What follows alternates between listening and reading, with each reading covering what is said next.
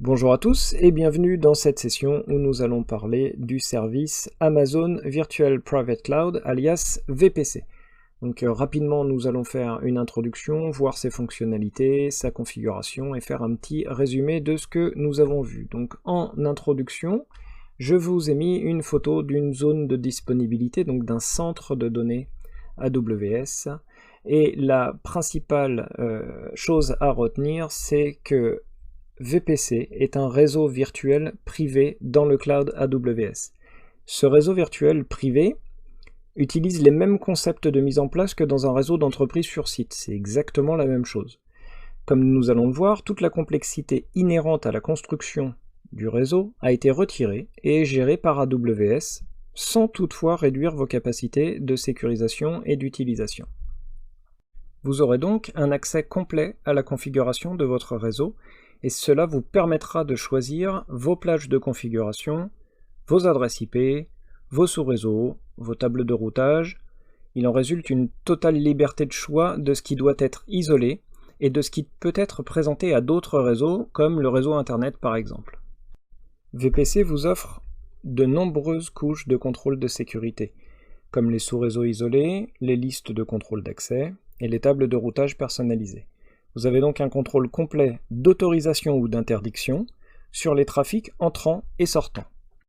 Par ailleurs, d'autres services AWS sont déployés à l'intérieur du VPC. Comme on l'a vu, c'est un sous-réseau privé que vous allez pouvoir utiliser pour lancer des ressources d'autres services AWS. Avant de rentrer plus profondément dans le sujet, je vais effectuer un rappel pour ceux qui n'auraient pas bien conscience de ce qu'est une adresse IP.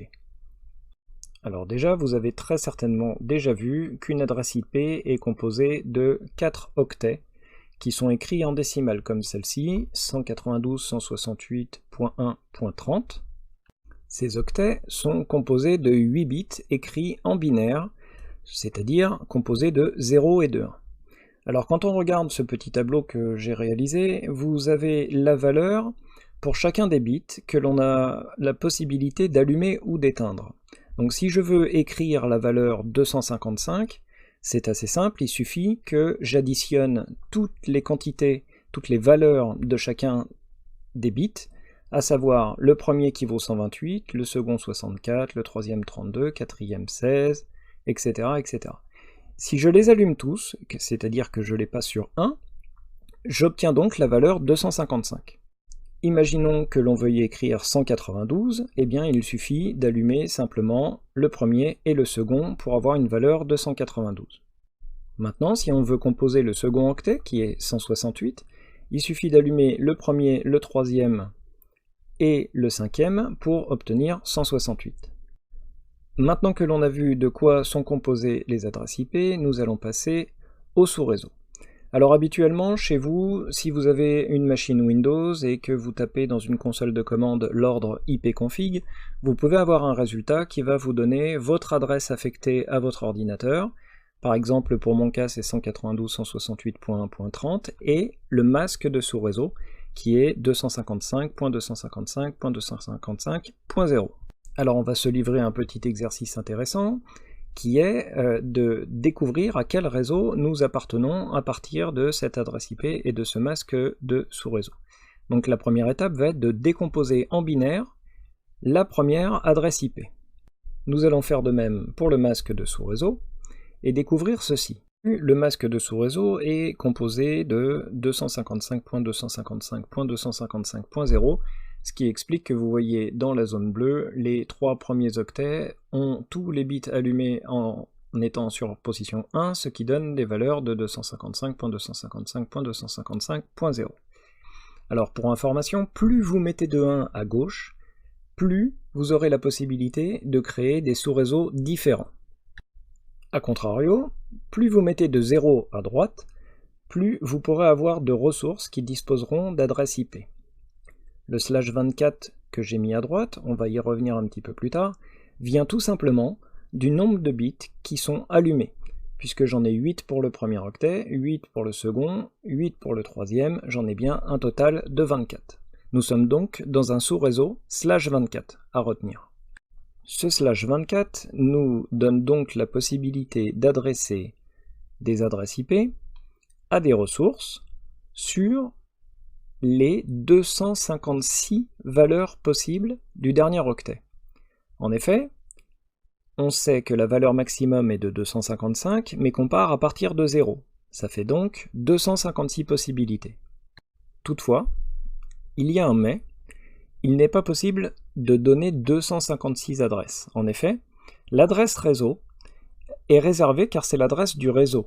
C'est celle qui permet d'identifier le réseau, et donc on ne peut pas l'utiliser. Et l'adresse 255, la dernière, est l'adresse de diffusion qui va permettre d'envoyer des messages à toutes les machines du sous-réseau. Elle ne pourra donc pas être affectée à une ressource non plus. Alors revenons à l'objectif de l'exercice. Nous allons essayer de déterminer à quel réseau nous appartenons. Alors pour ça, il y a une opération simple, c'est d'effectuer un « et » logique qui va permettre d'obtenir la réponse. Alors le « et » logique, pour ceux qui ne le savent pas, c'est tout simplement d'additionner en verticale entre l'adresse IP et le masque et de faire la différence. Alors, dans un « et » logique, 1 plus 1, ça fait 1.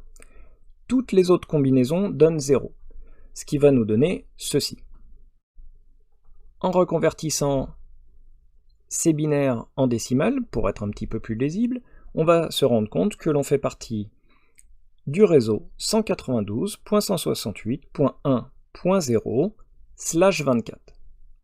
La plage complète sera donc 292.168.1.0 à 192.168.1.255, ce qui donne bien les 256 adresses, moins les 2, puisqu'on a vu qu'elles étaient déjà réservées. La plage disponible sera donc 292.168.1.1 à 192.168.1.254. Alors maintenant que nous avons vu comment sont composées les adresses IP et le masque de sous-réseau, en ce qui concerne le VPC, nous allons sélectionner un réseau dans lequel nous allons pouvoir adresser énormément de machines, puisque nous allons pouvoir créer beaucoup de sous-réseaux pour pouvoir y déployer beaucoup de ressources. Donc, nous allons utiliser le 10.0.0.0/16, puisque c'est le réseau qui va nous autoriser le plus grand nombre de machines possible dans un VPC. Ça va nous donner la possibilité de loger 65 534 adresses, puisque le /16, si on reprend notre calcul, va nous permettre d'autoriser de l'adresse 0 jusqu'à l'adresse 65 535, ce qui va donner 65 536 combinaisons, auxquelles on va retrancher la première et la dernière, ce qui fait qu'on va en avoir 2 de moins.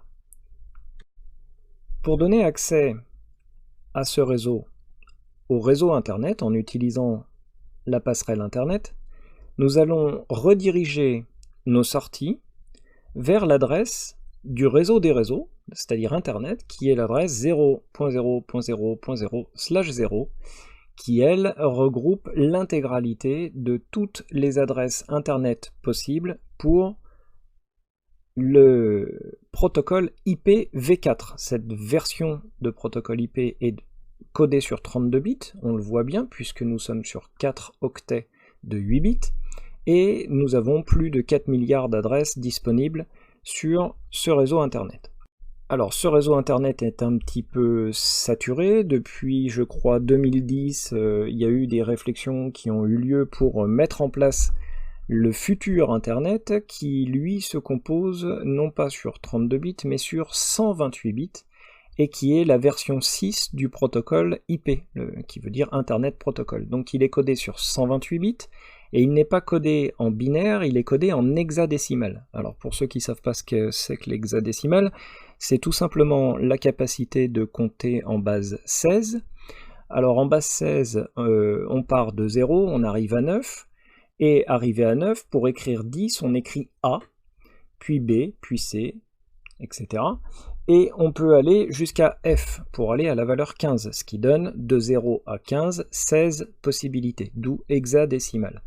Donc comme vous pouvez le voir ici, on n'a pas uniquement 4 octets, mais 1, 2, 3, 4, 5, 6, 7, 8 octets. Et chacun de ces octets n'a pas que 2 possibilités 0 ou 1, mais 16, c'est-à-dire de 0 à F. C'est pour ça que je vous ai laissé le F en dernier. Voilà, ça c'était pour le rappel et pour être sûr que vous compreniez bien ce qu'est une adresse IP et ce qu'est un masque de sous-réseau, à quoi ça sert et comment on dimensionne ces sous-réseaux et comment connaître les plages d'adresses IP disponibles pour nos ressources. On va passer maintenant aux fonctionnalités du VPC. Avant de voir de manière plus approfondie les fonctionnalités qu'on va voir juste après, on va déjà voir la possibilité qu'offre Amazon VPC. En fait, il va permettre de lancer à l'intérieur des sous-réseaux que nous aurons créés dans notre VPC, de lancer des ressources. Donc, il va aussi permettre de créer des points de terminaison pour permettre à des services d'avoir un accès direct à l'intérieur de votre VPC, comme par exemple Amazon S3, comme on l'a vu, qui est un système de stockage d'objets. Lui-même est un service AWS qui n'est pas géré par vous, donc il n'est pas présent dans votre VPC. Par contre, ce que vous pouvez faire, c'est pour éviter d'avoir à passer par Internet pour accéder à S3, vous pouvez créer un lien dédié, qu'on va appeler un point de terminaison, pour connecter ce service. Voilà une des fonctionnalités de VPC. Mais principalement, VPC va permettre, par exemple, de lancer des instances EC2, donc dans lesquelles seront installés des systèmes Windows, des systèmes Linux, ou alors d'utiliser le service RDS, qui lui directement pourra provisionner des instances et déploiera les instances de bases de données relationnelles qu'on a vues, et qui seront dans des sous-réseaux de votre VPC. Alors en général, les bases de données sont dans des sous-réseaux privés. Et on va permettre aux applications qui, elles, vont directement être accessibles depuis Internet, d'accéder aux données des bases de données qui, elles, sont dans des sous-réseaux privés sans avoir accès directement à Internet. Voilà, on va passer aux fonctionnalités plus avancées. Alors avant d'approfondir, déjà, on va se souvenir que au début, avant de créer le VPC, on va sélectionner une région. Donc les bonnes pratiques veulent qu'on utilise la région la plus proche de soi pour obtenir les meilleures performances. Une fois qu'on a sélectionné cette région, on a à disposition les centres de données AWS du cloud. Donc nous allons avoir plusieurs zones de disponibilité qui, en général, il y en a 3, mais il peut y en avoir un peu plus. Elles sont nommées comme ceci, donc zone de disponibilité A, B ou C. Et nous allons pouvoir créer notre VPC par-dessus en créant une zone logique qui nous donnera accès à toutes ces différentes zones de disponibilité de la région. Donc nous aurons des routeurs qui permettront de faire transiter les paquets réseau entre les différentes zones de disponibilité dans lesquelles nous aurons créé des sous-réseaux. Et l'accès à ces différentes zones de disponibilité vont permettre à VPC de s'appuyer sur la haute disponibilité des régions et des zones de disponibilité. Alors il est possible de créer plusieurs VPC dans une région, de créer plusieurs VPC dans différentes régions, et il est possible d'interconnecter, de faire ce qu'on appelle du peering entre différents VPC d'une même région ou de régions différentes.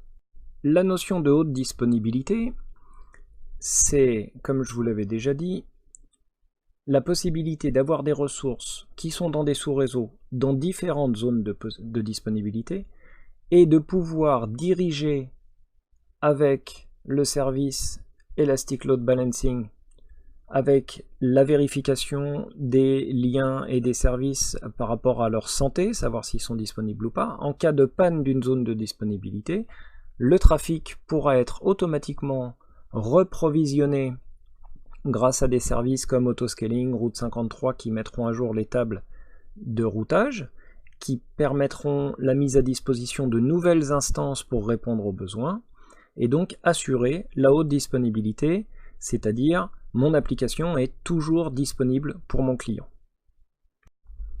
Seconde fonctionnalité principale de VPC, le sous-réseau. Donc le sous-réseau, qu'on peut appeler en anglais subnet, qui peut être soit appelé privé ou public, comme on l'a déjà vu, permet la division d'un VPC en plusieurs parties dans plusieurs zones de disponibilité. Donc ça permet de s'étendre sur plusieurs zones de disponibilité et d'avoir à la fois des sous-réseaux publics qui ont donc accès à Internet et dont les ressources sont visibles directement par Internet, si vous le souhaitez, et des sous-réseaux privés dans lesquels les ressources ne sont pas visibles par Internet, mais qui peuvent être visibles par le sous-réseau public que vous avez créé. Ensuite, on a la troisième fonctionnalité principale qui est la passerelle Internet. Donc on a la possibilité sur un sous-réseau public d'offrir un accès à Internet via l'Internet Gateway, le IGW, pour passerelle Internet, ou via du Network Address Translation, donc du NAT. Et cette translation d'adresse va permettre d'accéder à Internet directement grâce à une machine dédiée, une instance EC2 qui sera dédiée pour faire ça, et qui permettra aux ressources qui sont dans un sous-réseau privé d'accéder non pas directement à Internet, mais d'appeler via une route spécifique et privée vers cette instance EC2, et elle-même jouera le rôle de Network Address Translation pour envoyer le flux réseau vers Internet et pourra le récupérer, le rediriger, sans que les machines, les ressources qui sont dans le sous-réseau privé, elles-mêmes n'aient accès à Internet. Vient ensuite les listes de contrôle d'accès réseau, les NACL comme on appelle ça, qui permettent de contrôler l'accès au sous-réseau. Ensuite viennent les tables de routage, les route tables, qui elles permettent de contrôler le trafic réseau sortant des sous-réseaux. Si vous voulez offrir un accès, vous allez paramétrer votre table de routage pour que telle instance puisse, via telle route, voir d'autres ressources. Et pour finir, nous allons aborder les points de terminaison de services AWS, comme je vous l'ai expliqué tout à l'heure concernant le service S3 par exemple. Il y a d'autres services qui sont des services qui sont gérés par AWS, et avec qui vous pourrez avoir un lien dédié grâce à un point de terminaison de service AWS. Voilà, on va passer maintenant à la configuration. Donc avant d'aller plus en amont dans la configuration à proprement parler d'un VPC, j'ai voulu faire une petite analogie avec la configuration que vous avez chez vous, à votre domicile, dans votre réseau privé, celui sur lequel, par exemple, quand vous rentrez chez vous, vous n'utilisez pas forcément votre forfait mobile, vous activez peut-être le Wi-Fi sur vos téléphones, vous êtes peut-être plusieurs à avoir des téléphones, vous avez aussi peut-être une tablette qui utilise le Wi-Fi, vous avez un PC fixe qui lui utilise une connexion peut-être filaire, et un PC portable qui peut utiliser les deux. Donc, comme tout le monde, vous avez très certainement une box Internet. Cette box Internet a plusieurs rôles. En général, elle a un accès à Internet via soit le protocole ADSL, soit directement via une liaison fibre optique, et c'est ce qui va permettre de moduler le signal pour envoyer et communiquer les informations réseau avec Internet. Aussi, les box sont parfois isolées dans une seule boîte, mais parfois elles sont en plusieurs modules. Donc on a le module routeur modem, et puis on a l'autre module qui sert pour la réception des flux TV, etc. Là, dans ce qui va nous intéresser, c'est le module routeur. Donc ce routeur fait aussi office plus ou moins de firewall, puisqu'il va bloquer, il va faire office de pare-feu. Il va bloquer certains flux réseau pour interdire l'accès, donc vos PC ne sont pas visibles d'Internet, vous êtes dans un sous-réseau privé. Par contre, vos PC peuvent, via le routeur, accéder au modem et accéder à Internet. Aujourd'hui, toutes les box, tous les routeurs sont équipés d'une antenne Wi-Fi, donc le routeur accède au modem pour avoir accès à Internet et utilise pour les mobiles qui sont équipés de Wi-Fi son antenne Wi-Fi pour communiquer avec les appareils, et le câble en filaire directement. Si vous avez un PC fixe avec un câble réseau RJ45, vous pouvez accéder à Internet directement par là. Et bien en gros, ce schéma représente votre VPC directement, comme si vous étiez dans le cloud AWS, vous avez une infrastructure exactement identique. Alors identique, exactement pas tout à fait, puisque si on regarde un VPC, Alors comment se décompose un VPC? Alors tout d'abord, on sait qu'on a sélectionné une région. En ce qui me concerne, j'ai sélectionné la région de Paris. Ensuite, je vais créer mon VPC, comme on l'a vu, avec l'adresse IP du réseau 10.0.0.0/16 pour avoir 65 534 adresses disponibles. Ensuite, je vais pouvoir créer un sous-réseau public dans une zone de disponibilité que j'aurai sélectionnée, par exemple la A. Je vais aussi pouvoir créer un sous-réseau privé qui lui va se retrouver donc en 10.0.2.0/24, qui va pouvoir permettre donc, je vous laisse calculer, accueillir 254 adresses IP. Bien joué. Pareil pour le sous-réseau public, sauf que lui sera sur le réseau 10.0.1.0. Dans ces sous-réseaux, nous allons pouvoir provisionner des instances EC2, d'autres ressources, qui elles-mêmes disposeront de leur groupe de sécurité, qui leur permettront de configurer les accès autorisés ou pas. Et l'objectif, ça va être de donner accès à ces ressources directement à Internet ou à notre réseau d'entreprise. Donc pour ce faire, nous allons avoir accès à deux possibilités. Le premier qu'on a déjà vu qui est la passerelle Internet, l'Internet Gateway, qui va permettre au sous-réseau public directement d'établir un lien. Et pour les entreprises, on va avoir la passerelle virtuelle privée, le Virtual Private Gateway, pour avoir un accès directement de notre entreprise sans forcément passer par Internet public, passer par un lien dédié sécurisé, qui va permettre d'accéder aux ressources. On a vu aussi qu'un sous-réseau privé pourrait accéder grâce à une machine EC2 dédiée qu'on appellerait un bastion via le protocole de translation d'adresse IP qui lui disposerait d'un accès via la passerelle Internet pour se connecter à Internet. Ça c'était en plus. Nous allons retrouver ensuite le fameux routeur. Donc en fonction des zones de disponibilité, vous aurez accès à différents routeurs qui communiquent entre eux. Dans une zone de disponibilité, donc nous avons un routeur qui va lui nous permettre soit directement l'accès à la passerelle Internet, soit à notre passerelle virtuelle privée, et qui va permettre d'établir un accès directement en passant par les protocoles de sécurité et toutes les couches de sécurité offertes par AWS que sont les tables de routage et les listes de contrôle d'accès, pour finir par valider dans le groupe de sécurité qui doit avoir accès à quoi.